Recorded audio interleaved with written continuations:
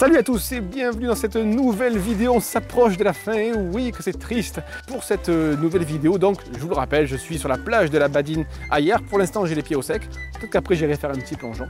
Mais voilà, si derrière votre écran vous êtes dans la grisaille parisienne, le froid, la neige, la grêle, je ne sais pas. J'espère que cette vidéo vous fera un petit peu, vous apportera un petit peu de vacances chez vous. Ça peut être une bonne chose. Pour cette vidéo, j'ai sélectionné pareil quelque chose qui me tient à cœur. C'est ce qui m'a fait aimer, encore plus aimer on va dire, un personnage, une certaine ambiance et aussi un duo d'auteurs qu'on peut là aussi qualifier de quasiment un des meilleurs duos. Alors pas du moment, c'est un duo qui a été un petit peu plus ancien, qui a travaillé à la fois chez DC et chez Marvel, mais mais chez DC pour moi ils ont fait quelque chose d'absolument génial. C'est une trilogie. Le tome que je vous ai choisi, en fait l'histoire que je vous ai choisie, c'est bien évidemment Batman Un Long Halloween de Jeff Loeb et de Tim Sale. On ne dit pas non à Tim Sale, je vous l'ai déjà dit pour les opérations d'été. Ce que j'ai aimé en fait chez Tim Sale, évidemment chez Jeff Loeb évidemment, mais chez Tim Sale c'est que il a un grain, pas qu'il est fou, c'est pas ça,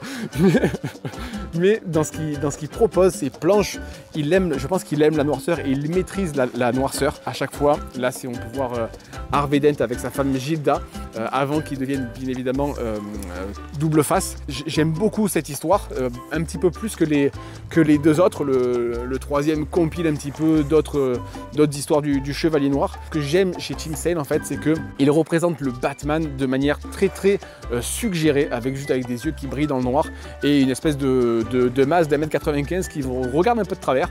Et voilà, et je trouve que ça suffit en fait à installer une ambiance, un climat. Pour moi, ce Batman Un Long Halloween, qui est complété avec des ombres dans la nuit, bien évidemment, mais c'est une enquête policière. C'est ça que j'aime aussi, ce qu'on peut retrouver aussi dans Gotham Central, c'est une enquête policière. On est loin des super-héros qui volent, qui vont un petit peu dans tous les sens. Sur les histoires de Batman, comme la mort de Robin, bien évidemment. Enfin, pas la mort de Robin. Ça on le doit à Jeff Loeb, mais il y a une dramaturgie dans certains événements de la vie de Batman. Je pense à la mort des parents de Robin.